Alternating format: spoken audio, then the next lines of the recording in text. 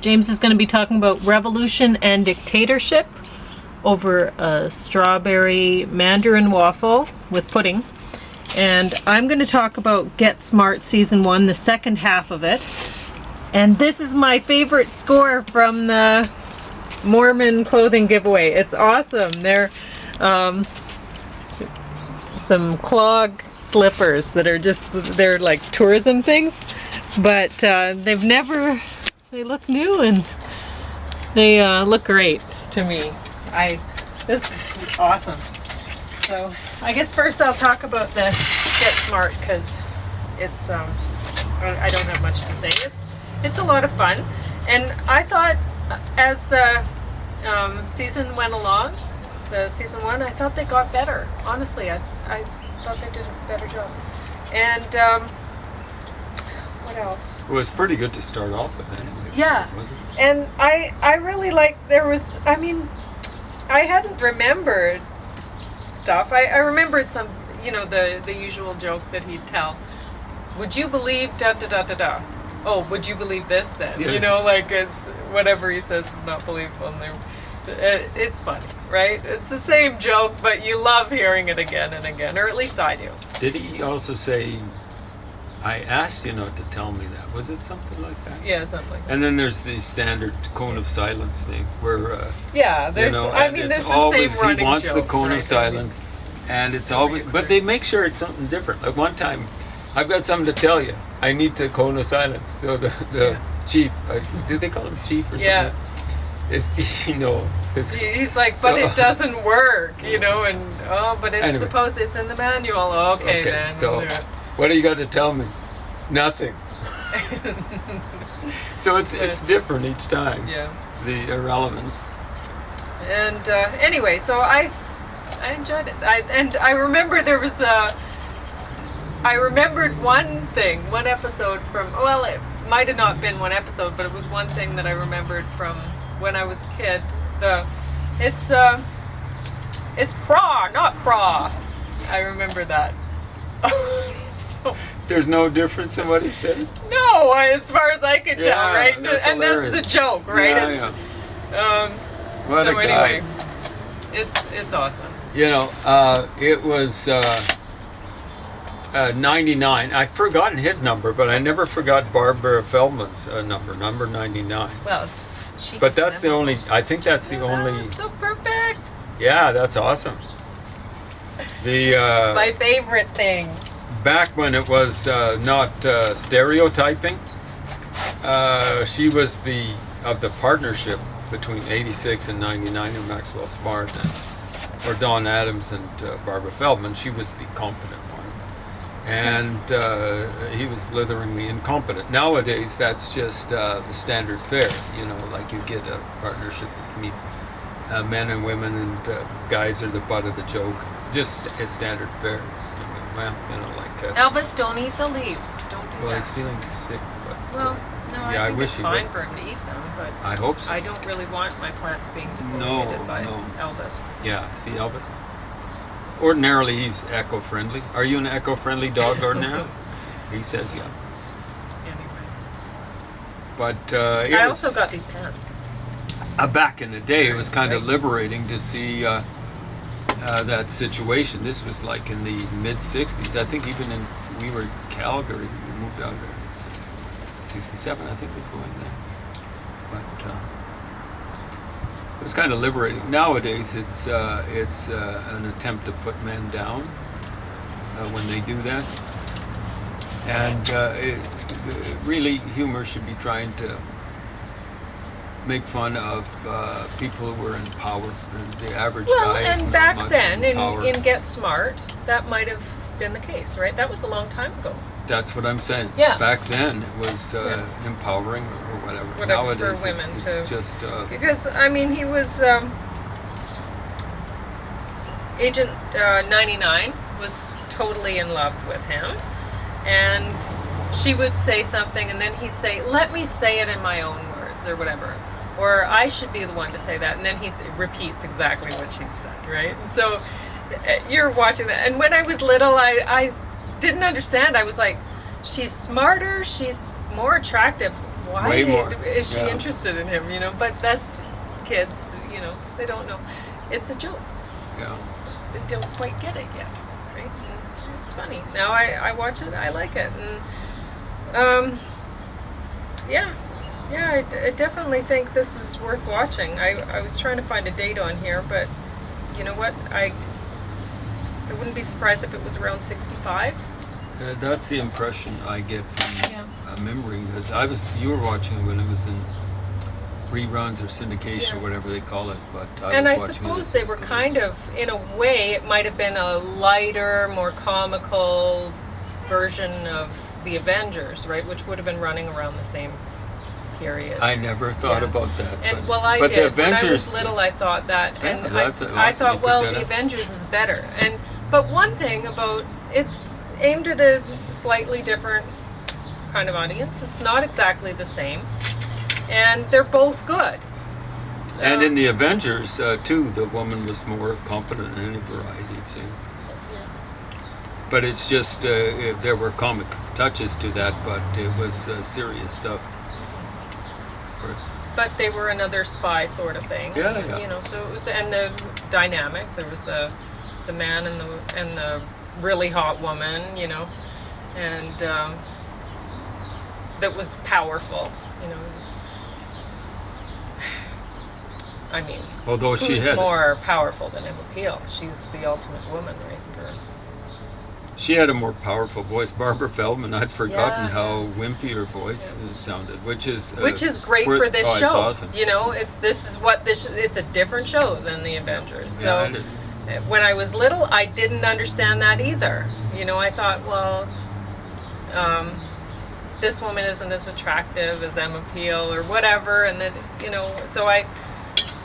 but I still liked it. But I didn't like it as much as the Avengers. And when I got to be a teenager, I still liked the Avengers more. And now, I like them both. There's room in my life for both. Yeah, exactly. Both shows. They're different shows, and they don't have to compete with each other. Yeah, a lot of people around the time of Get Smart who loved comic books hated Batman when they were a little bit older.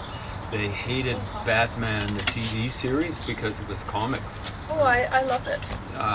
Classic Batman. I'm not talking about that stupid stuff that was done by that idiot in the 80s.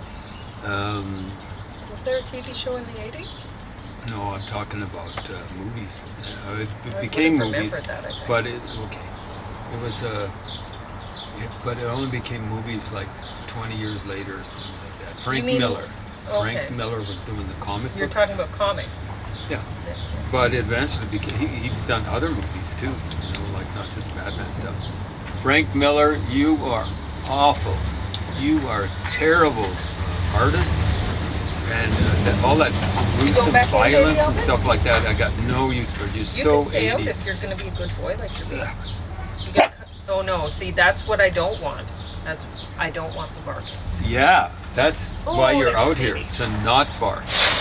Yeah. We were hoping If that you want to be a calm. barker, well, that's no Yeah. good. The only barker we like is Bob Barker, Yeah. because he was an animal rights kind of like activist.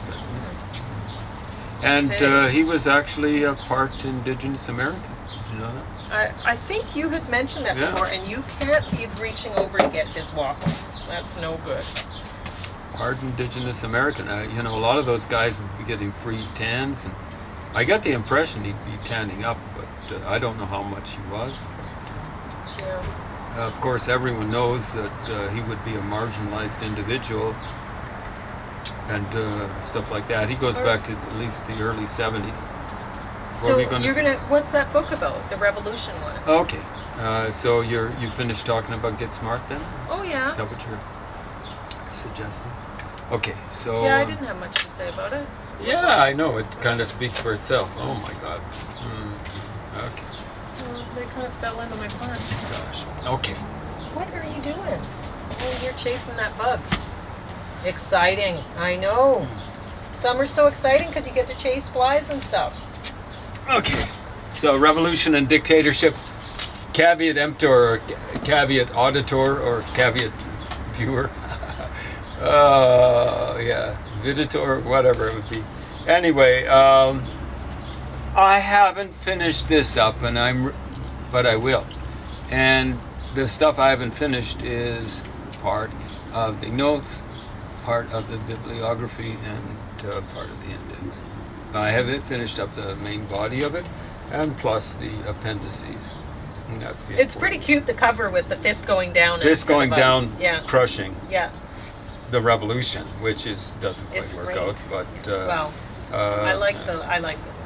But maybe it's crushing the revolution yeah. in between dictatorship Yeah. and two revolutions in the history of the world, from what I can tell, have worked, and all the rest, one before them, and those two, and everything that came since has been You going in now? GD what awful. you guys You are know what the saying? GD stands for. If you don't, who cares? But so the thesis of these guys is the violent origins of durable authoritarianism. Okay. So their thesis, and there's all sorts of statistical analysis that goes on. That's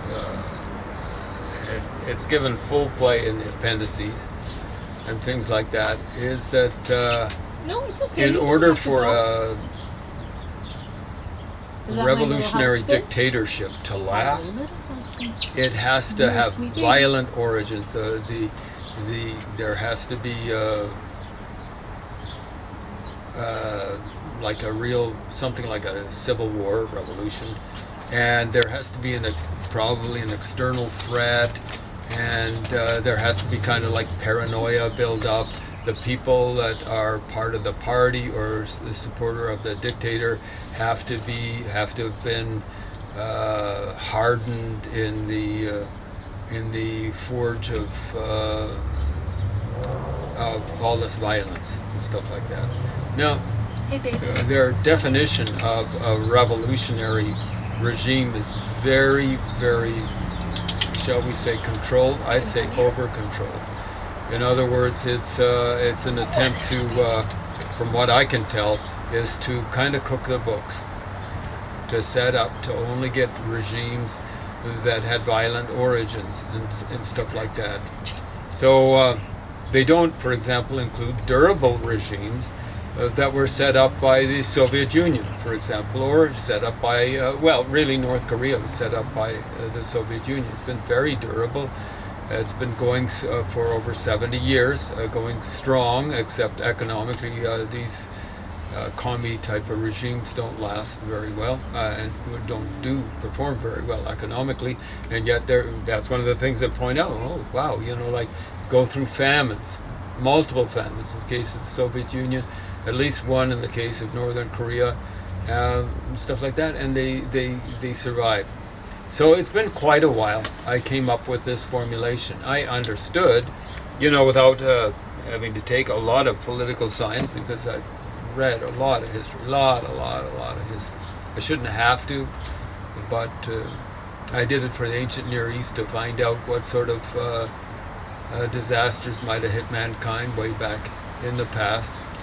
And I shouldn't have had to do that. The people who were checking up on a guy called Immanuel Velikovsky should have done it, and then they should have said, oh, these are academics, should have said, well, he screwed it up about Venus, but, it looks as though in the historical past,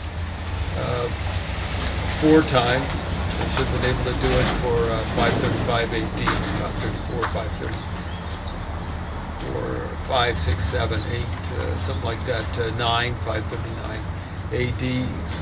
The World Street stopped growing. They should have been able to find this stuff in the records.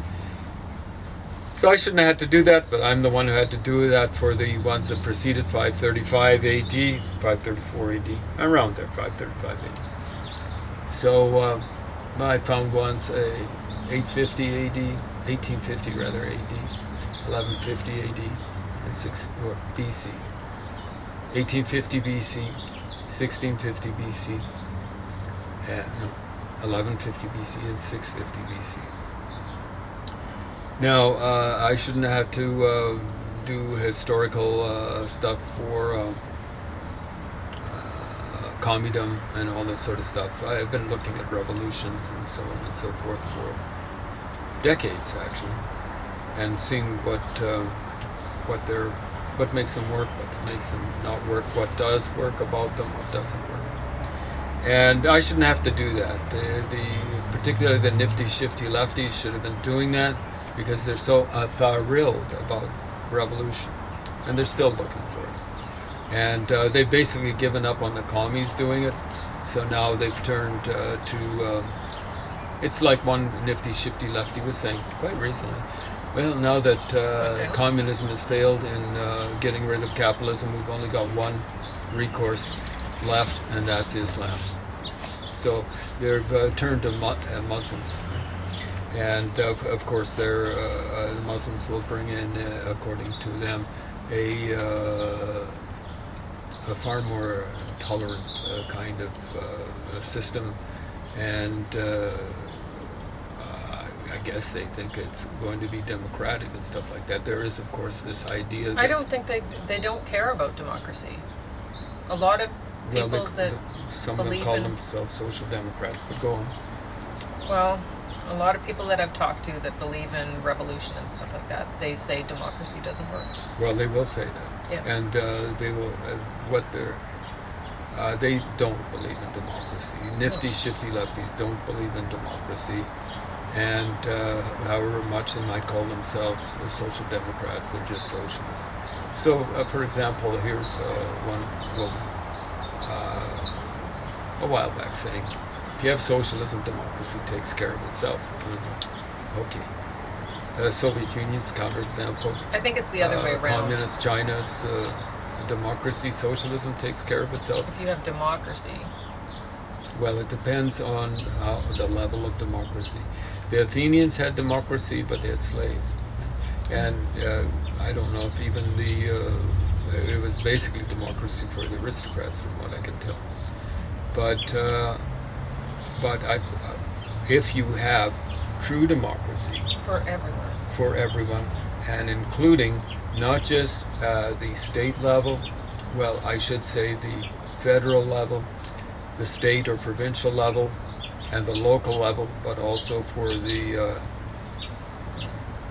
economic level. In other words, every economic entity should be required above and beyond the nuclear family. That's nuclear, not extended family.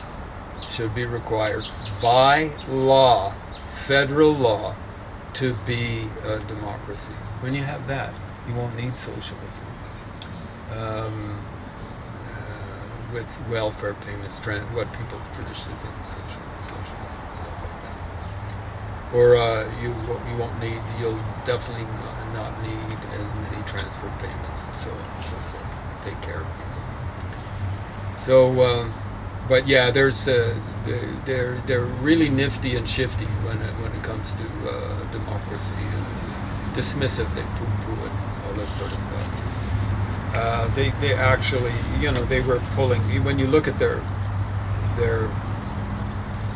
foreign policy in the Cold War, every case they backed the Soviet Union and or China. Shameful, absolutely shameful. And to a large extent, I have to apply that to myself. Like in the Vietnam War, I thought the Americans should get out of there. I wasn't hugely thrilled about the Viet Cong and North Vietnamese and stuff like that. And I'd read an account in Reader's Digest when I was a pup, only 12 years old, of what the commies did in one case. Walked into a village and got hold of the headman, chief of the village or whatever, in South Vietnam. Got him up in front of the local yokels, the peasants and stuff like that. I'm not going to say what the Reader's Digest described they did to him because Pauline's here, and she'd find it too gruesome. But, then when I got older, I was reading, all that stuff is cooked up. Okay. They were doing what the Chinese did. They were called something like grudge sessions. The Chinese would walk into a village, the People's Republic of China, the commies, even before they took control of 49, they'd walk into a village, they'd put a gun to the head or whatever, to the head of the village chief and say, yeah, they'd have the inhabitants collected around and say, you got any grudges here? You know, and if they, like not the local yokels, not what they figured, but if the commie Chinese figured there were too many grudges, they'd put the hammer down on the guy, and it was still being held to the guy's head. But the account in Reader's Digest that I read when I was 12 was more gruesome, but hey, commies will be commies, and they do gruesome things. You know, like it's a sound chomp, worse than a sound bite. It's like what a shark does. From Lenin, repeated, we do revolutionary terrorism. We will do revolutionary terrorism. We do revolutionary terrorism. Huh? You know, like that's who the nifty, shifty lefties were cheering for during the Cold War. They were cheering for the commies and their vassals and their allies in every case. And in every case, they were wrong when they were cheering for those flunkies. And I'm talking about third world regimes. I'm talking about Nelson Mandela. I'm talking about any number of people. Robert Mugabe. You know, they were worse than the guys they replaced. And yes, that applies to Nelson Mandela and his flunkies. Or worse than the Boers, the apartheid, maintaining Boers. Worse. Yeah, that's the way it goes. Yeah, I mean, the Boers, I didn't hear about them putting tires around people and setting them on fire. They could easily have done that. But, you know, they actually kept Bozo, otherwise known as Nelson Mandela, alive. Now, it's maybe to a certain extent the whole world was watching. But I'm telling you, Joseph Stalin didn't care about the whole world watching. Hitler didn't either. You know, Hitler said, but this would be Joseph Stalin's approach. You know, I don't get it about the English and Gandhi. If I were the head of the British Empire, Gandhi would disappear, no one would know about it. That was Stalin's approach. And it wasn't one person only, like Trotsky. It was whoever he got in his way, whoever he thought got in his way, whoever he thought might get in his way, whoever he thought, maybe I'll just do this for practice. Tens of millions of people. And guys like Pete Seeger were cheering for him, were working for him. You're listening, Bruce Springsteen? I like you, dude. But when you do Pete Seeger songs in this millennium, you do not understand politics. Pete Seeger was a flunky, a useful idiot. Well, worse than that, I suspect he was a member of the Communist Party, card-carrying in the 40s and the early part of the 50s. And I suspect he was told by his handlers, okay, you cool it, you just do the peace movement, and we'll try to break down capitalist democracy from within. Didn't quite work out for the commies. They broke themselves up from within. But a long time ago, it's been decades now, I'm going, I used to say fascism, Nazism, way worse than communism.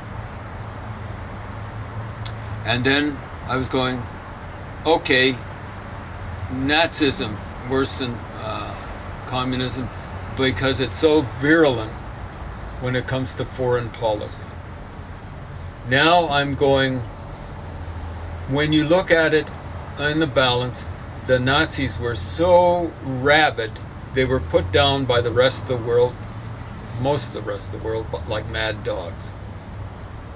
So the damage they inflicted internally and externally only lasted for the dozen-year Reich.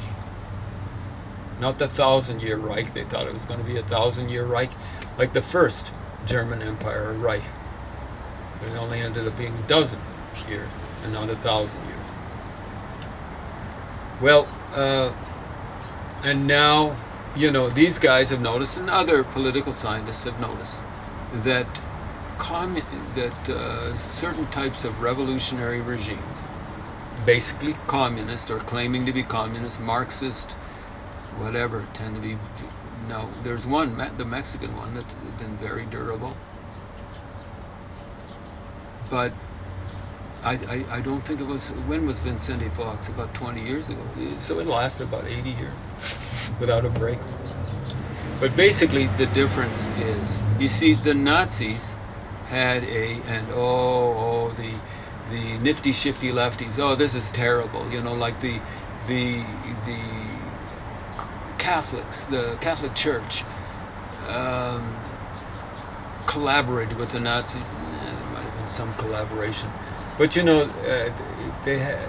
I think it was a concordat that Hitler had with the then Pope and stuff like that. Oh, Stalin didn't worry about concordats. They just go out and crush the church. And that's the difference between the Nazis. To me, are borderline totalitarians. But they didn't crush. Totalitarian, to me, I'm probably coming up with my own definition of it, is totalizing. In other words, the crushing of society, other elements in the society besides the party. These guys are saying, there's some cases where there's a durable authoritarian regime where they didn't form a party until, let's say, a decade later. And they bring up Cuba as an example. The party is largely irrelevant. What is important is the puke up at top. That's the thing. The party is not important. For all intents and purposes, Castro was the party. Same sort of thing. There was a Communist Party that was formed in the Soviet Union, and Stalin inherited it from Lenin, and he brought it into line. And the things that didn't didn't fall into line right away, or that he even figured wouldn't fall into line, he whacked. So these guys don't really understand the difference between totalitarianism and authoritarianism, or the difference that should be made, the distinction that should be made. There's a huge difference. And when you've got totalitarianism, you've got the whip hand. And I'm not talking about a party. I'm talking about the dude up on top. And people are just running scared of you. And I'm talking about what's running through their digestive system. They've got the runs because they are scared you-know-what-less.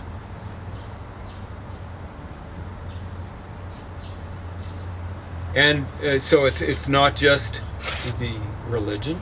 And religion serves as a major league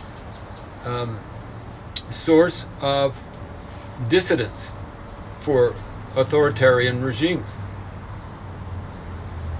It happened in Egypt with Hosni Mubarak. And they didn't really clamp down on Islam, and Islam finally got rid of, fundamentalist Islam finally got rid of, and that's mainstream Islam. Don't go doing the nifty shifty tap dance and say, extreme Islam is fundamentalist Islam.